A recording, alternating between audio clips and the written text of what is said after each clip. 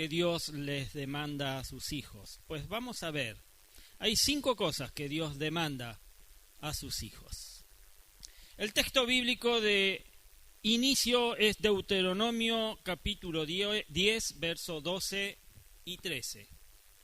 Y dice: y ahora, Israel, ¿qué te pide el Señor tu Dios? Simplemente que le temas y andes en todos sus caminos, que lo ames y le sirvas con todo tu corazón y con toda tu alma, y que cumplas los mandamientos y los preceptos que hoy te manda cumplir para que te vaya bien. Dios te está preguntando, iglesia, como lo hizo con el pueblo de Israel, ¿qué te pide el Señor tu Dios? Y antes de responder esta pregunta, pensá en qué cosas te ha pedido Dios hace mucho tiempo y por tener un corazón obstinado no lo has hecho todavía. No es solo cuestión de agradecer, no es solo cuestión de tener un trabajo y recibir un sueldo. No es cuestión de que te sientes cómodo cuando vienes los domingos o vienes los jueves al culto de tu iglesia. Y después pasas un tiempo con los hermanos hablando de muchas cosas. Pero vos sabés que olvidás lo verdaderamente importante en tu crecimiento espiritual. En fin, tu respuesta a la pregunta ¿qué te pide el Señor tu Dios? Debe estar enfocada únicamente en la verdad que se encuentra en las Escrituras, que se encuentra en la Biblia. No te escapes mentalmente justificando tu actuar por el hecho de que hoy posiblemente cantaste una canción cristiana, como lo hiciste ahora, o porque la escuchaste en internet. Pero vos sabés que el alma sin fruto de Dios se estanca y necesita ser sacudida. Uy, ¿cómo comenzó hoy el pastor? Durísimo. ¿Sabes, mi hermano? Hoy es un día importante. Hoy es un día importante. Un día que Dios te ha regalado con su gracia.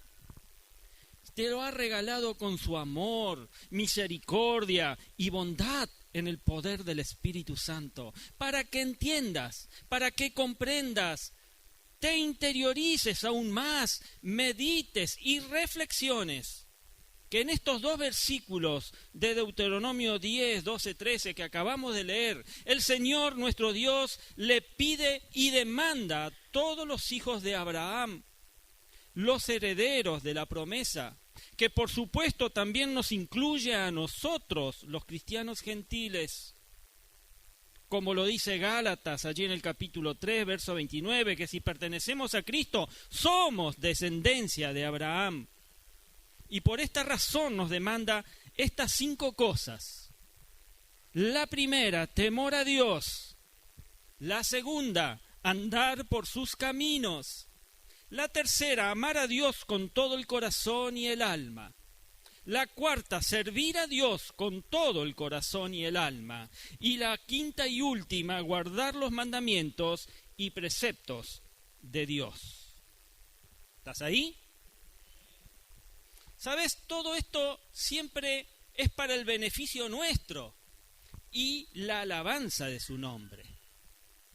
Enseguida tu mente puede refugiarse en otra vía al decir que este fue un llamado solo para el pueblo de Israel y no para los cristianos. Pero te vas a llevar una sorpresa. A medida que leas más profundamente la Biblia, te vas a dar cuenta que estas 5 cosas están entretejidas a lo largo de toda la Biblia, desde el Génesis hasta el Apocalipsis. Quiero centrarme un momento en una palabra que no se menciona desde los púlpitos con mucha frecuencia, en las congregaciones, por miedo a que la audiencia se sienta incómoda y no quieran asistir más al templo. No va a ser el caso de ustedes, ¿verdad? ¿Me lo prometen? Bien. Pero, ¿sabes que como pastores tenemos que predicar la palabra de Dios con verdad?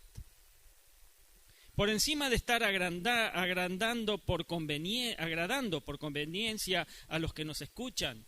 Hay muchos voces de púlpitos que solo endulzan los oídos de los que escuchan. Pero como servidor de Cristo, Pablo escribe en Gálatas, allí en Gálatas capítulo 1, verso 10, ¿piensan que procuro agradar a los demás? Se pregunta. Si yo buscara agradar a otros, no sería siervo de Cristo, dice Pablo. Y me estoy refiriendo a una palabra, a esa palabra, temor. Temor, decirle al que tenés al lado, temor. Sí, iglesia, desde este púlpito se habla del temor que se le debe tener a Dios. Amén. Y este temor a Dios debe estar incrustado, tiene que estar clavado en el corazón de la vida del creyente. Y suele pasar que cuando uno se aleja de Dios y ha perdido este temor a Dios, es cuando comenzamos a embarrarnos en aquellos pecados que nos tenían esclavos en nuestra vida anterior. Todo esto comienza, por supuesto, de forma paulatina. Cuando nos alejamos de la meditación disciplinada de las Escrituras, de la oración en el aposento con la puerta cerrada, ¿sabés qué pasa? Todo se va minando, todo se va ensuciando, hasta que las cosas de este mundo capturan nuevamente el corazón. Pensamos que actuamos con sabiduría, pero se nos olvida que en Proverbios 1:7 se nos dice que el principio de la sabiduría es el temor del Señor. Y esta es entonces la primera demanda, el temor a Dios. Ahora, ¿qué es el temor a Dios? El temor a Dios es un reconocimiento reverente y de honra, sumiso en confianza y obediencia. Otro significado es que es el motivo controlador de la vida, en asuntos espirituales, en asuntos morales, no un mero temor de su poder y justa retribución, sino un saludable miedo a desagradarle. Temor que ahuyenta el terror que lleva a alejarse de su presencia y que influye en la disposición y la actitud de uno, cuyas circunstancias son guiadas por la confianza en Dios, por medio del Espíritu de Dios que mora en vos, mi hermano. Por esta razón, quienes lo practican adquieren entendimiento y alaban al Señor toda su vida. Si vos deseas alabar al Señor toda su vida, entonces ten temor de Dios. Y por eso mencionaré solo algunas citas en el Nuevo Testamento, para que comprendas que es un llamado a todos los hijos de Dios, y no solamente en su momento al pueblo hebreo. En 2 Corintios 7:1 se nos dice: así que, amados, puesto que tenemos tales promesas, limpiémonos de toda contaminación de carne y de espíritu, perfeccionando la santidad en el temor de Dios. Aquí Pablo no solo les está hablando a los hebreos, sino a todos, teniendo presente que debemos caminar en el temor del Señor, debemos ocuparnos de nuestra salvación con temor a Dios, como lo dice Filipenses capítulo 2, verso 12 al 13. Así que, mis queridos hermanos, como han obedecido siempre, no solo en mi presencia, sino mucho más ahora, en mi ausencia, lleven a cabo su salvación con temor y temblor, pues Dios es quien produce en ustedes tanto el querer como el hacer, para que se cumpla su buena voluntad. Y este es un ejemplo del llamado a los hijos de Dios a temer su nombre.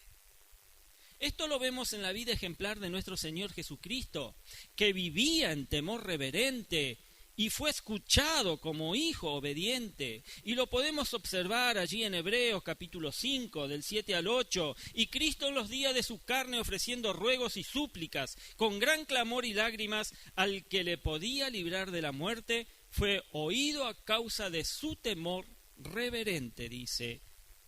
Y aunque era hijo, por lo que padeció, aprendió la obediencia. Mi hermano, otro ejemplo es que el temor reverente está relacionado con la obediencia. Lo tenemos en el caso de Abraham. Abraham, cuando allí en el capítulo 22 del Génesis, el verso 12 dice: no pongas tu mano, le dice el ángel, sobre el muchacho, ni te hagas ningún daño. Ahora sé que temes a Dios, porque ni siquiera te has negado a darme a tu único hijo.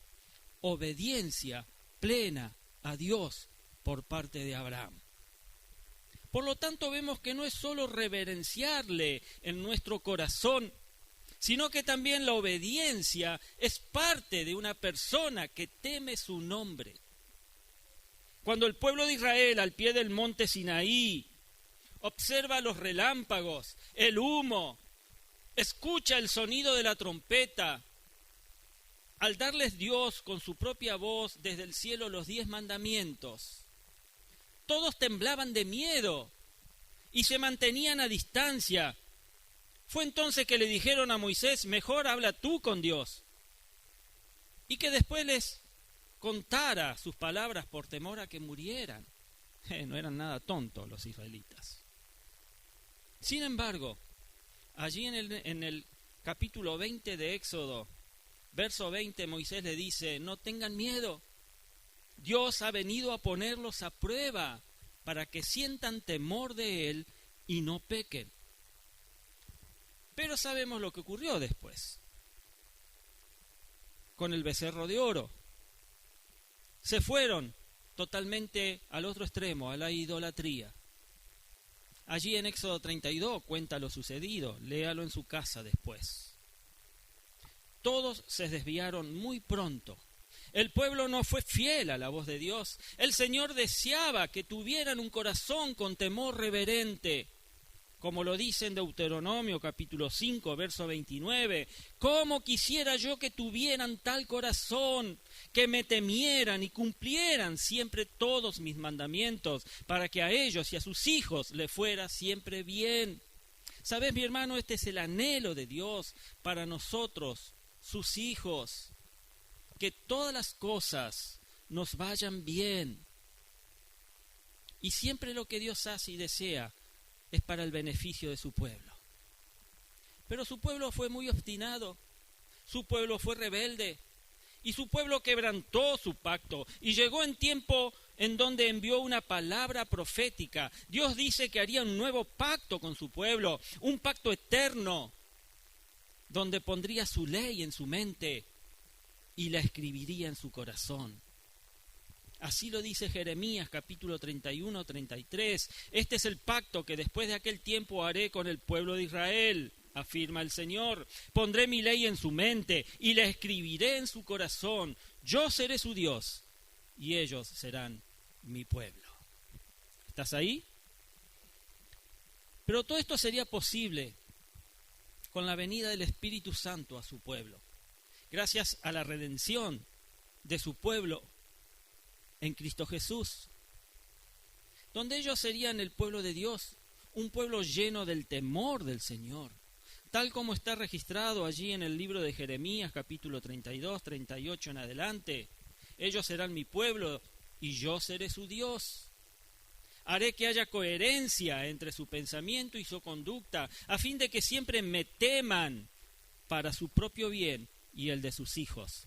Haré con ellos un pacto eterno, nunca dejaré de estar con ellos para mostrarles mi favor, pondré mi temor en sus corazones y así no se apartarán de mí. Me regocijaré en favorecerlos y con todo mi corazón y con toda mi alma los plantaré firmemente en esta tierra.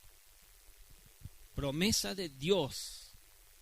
Y esta misma línea de promesa la vemos por las palabras del profeta Ezequiel. Allí en el capítulo 36, verso 26, Ezequiel dice: les daré un nuevo corazón y les infundiré un nuevo espíritu. Les quitaré ese corazón de piedra que ahora tienen y les pondré un corazón de carne. Infundiré mi espíritu en ustedes y haré que sigan mis preceptos y obedezcan mis leyes. Vivirán en la tierra que les di a sus antepasados y ustedes serán mi pueblo y yo seré su Dios. Amén. Ahora, cuando vivimos en temor a Dios, magnificamos, glorificamos, adoramos su nombre, porque solo Dios es santo. Y sabes, mi hermano, rendimos nuestra vida a Él cuando vivimos en temor a Dios. Iglesia, debemos esforzarnos, debemos esmerarnos con todas nuestras fuerzas para que por su gracia nos mantengamos en el temor del Señor el resto de nuestras vidas. Y esto implica que nuestro pensamiento experimente una transformación, como nos dice Romanos 12, 1 y 2. Por lo tanto, hermanos, tomando en cuenta la misericordia de Dios, les ruego que cada uno de ustedes en adoración espiritual ofrezca su cuerpo como sacrificio vivo, santo y agradable a Dios. No se amolden al mundo actual, sino sean transformados mediante la renovación de su mente. Así podrán comprobar cuál es la voluntad de Dios, buena, agradable y perfecta. Por lo tanto, debemos humillarnos ante la presencia de Dios. Y el gozo que eso produce hace que la esperanza inunde nuestra vida con consuelo, consuelo que alcanza el trono de la gracia. ¿Estás ahí? Entonces, siguiendo con las otras 4 demandas importantes para la vida, tenemos varias citas que confirman el llamado en el Nuevo Testamento, para que nos quede completamente claro y sin dudas que este llamado también era para vos, era para mí y para todos aquellos que reciben a Cristo como Señor y Salvador de su vida. Si dices que en verdad eres un cristiano, el temor al Señor tiene que habitar en ti. Y andar por sus caminos es la segunda demanda de Dios. Son varios los llamados en la Biblia para que tomemos la mejor decisión en este mundo.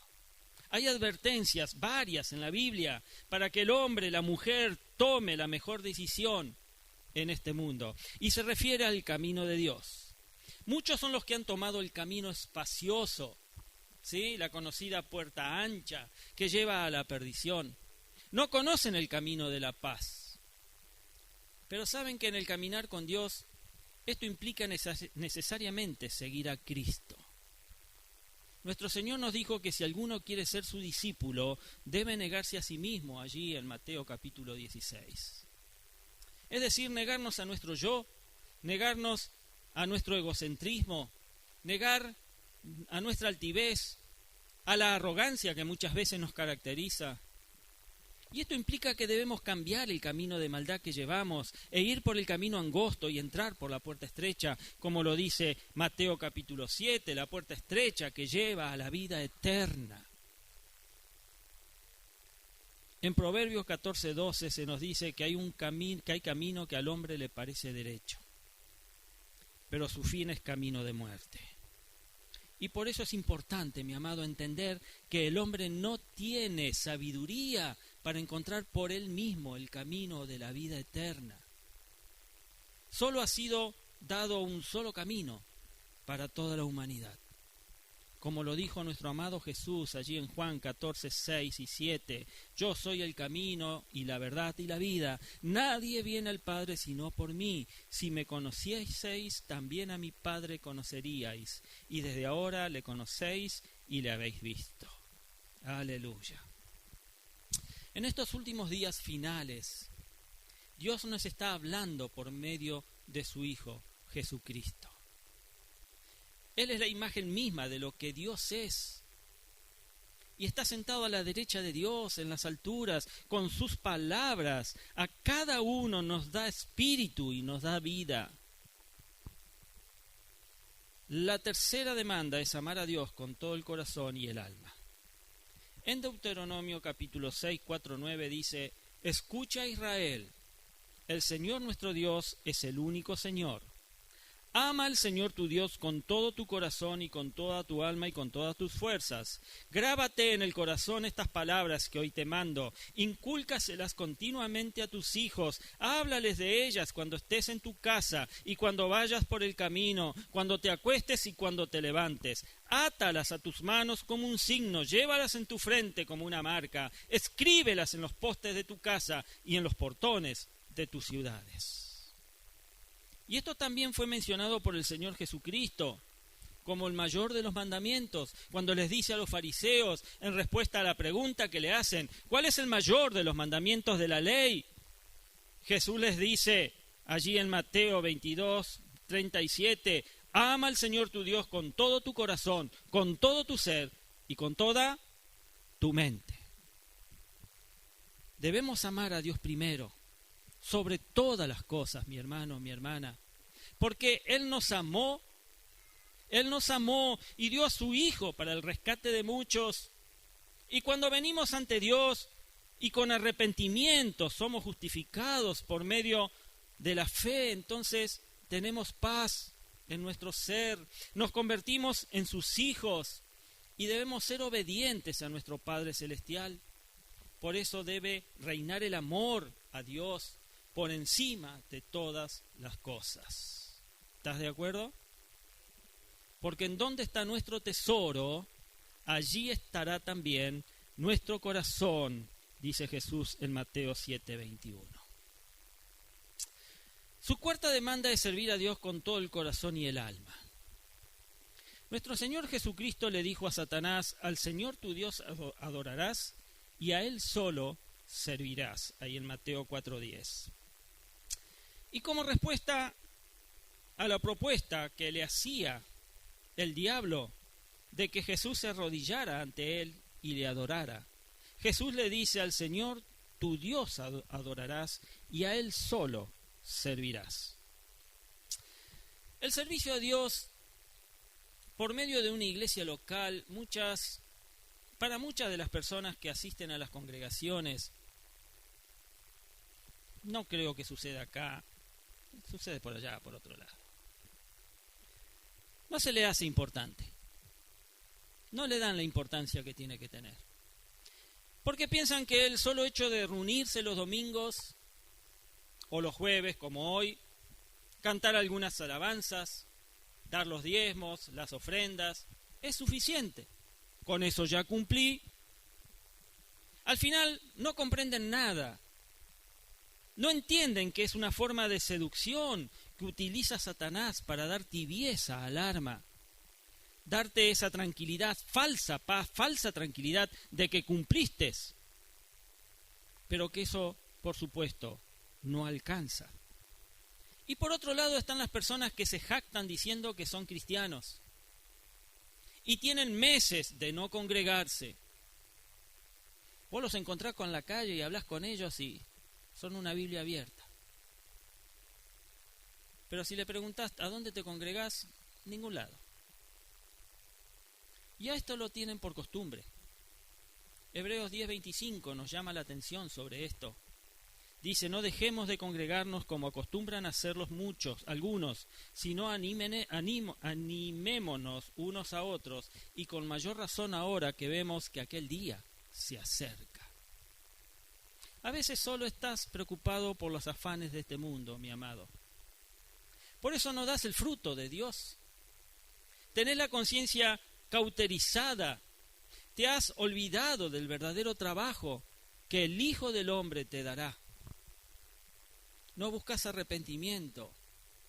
Al final se cumple en uno el proverbio, aquel que dice, el perro vuelve al vómito y la puerca lavada a revolcarse en el cieno. Mis hermanos, yo he visto muchos cristianos, que hoy los tengo que poner entre comillas, porque ha sucedido lo que dice este proverbio.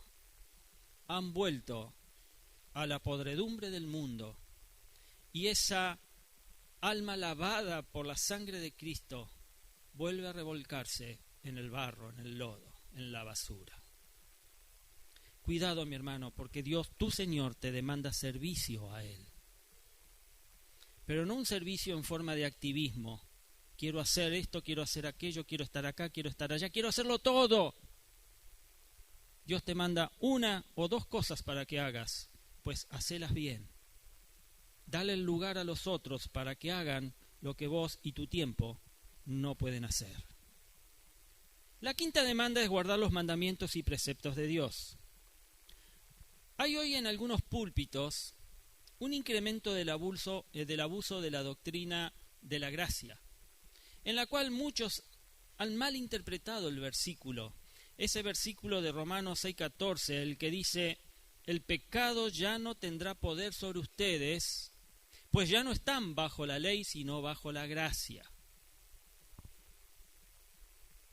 Malentendiendo que se refiere a que ya no debemos ser obedientes a la voz de Dios y que ya no son importantes los 10 mandamientos. Se olvidan del nuevo pacto, tal como se expone allí en Hebreos, que dice que si el primer pacto hubiera sido perfecto, si el primer pacto hubiera tenido éxito, no hubiese sido necesario de un segundo pacto.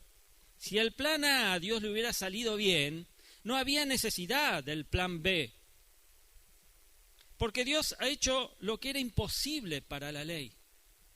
Debido a que la ley era débil, por su naturaleza pecaminosa, pero gracias a la persona y a la obra de Jesucristo somos justificados. Somos aceptados por Dios, porque ningún ser humano puede ser justificado por las obras de la ley. Sí, mi hermano, estás bajo la gracia, pero eso no te hace exento de cumplir los mandamientos y las ordenanzas del Señor. Las Escrituras dicen en Gálatas 2:16, sabiendo que el hombre no es justificado por las obras de la ley, sino mediante la fe en Cristo Jesús, también nosotros hemos creído en Cristo Jesús, para que seamos justificados por la fe en Cristo y no por las obras de la ley, puesto que por las obras de la ley nadie será justificado.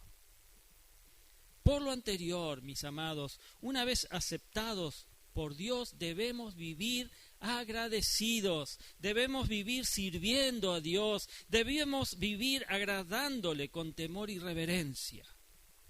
Finalmente quiero decirte o decirles a los que se han olvidado de testimoniar, de dar testimonio y de poner en práctica que debemos guardar la palabra de Dios, que Dios juzgará a su pueblo, sabiendo que en los cielos tenemos una herencia mejor y perdurable. Aleluya. También el Señor Jesús lo dijo, que si le amamos debemos guardar sus mandamientos. Él no dijo, ahora están en la gracia, olvídense de todo lo anterior. Él dice que si le amamos debemos guardar sus mandamientos, en Juan 14:15. Y sabes, sus mandamientos no son una carga difícil de llevar, porque cuando hay amor y gracia desde el cielo sobre tu vida recibe consuelo. Amén. Pase a adoración, por favor. Tengamos entonces, y ya terminando, siempre presente las demandas de nuestro Dios, de nuestro Señor, porque ellas hacen nuestra vida mucho más sencilla, hacen nuestra vida mucho más confiable y hacen nuestra vida en alguna manera mucho más confortable. Teme a Dios, anda por sus caminos, ama a Dios con todo el corazón y el alma, sirve a Dios con todo el corazón y el alma y guarda los mandamientos y preceptos de Dios. 5 demandas que te harán más sabio y te harán mejor cristiano. Amén.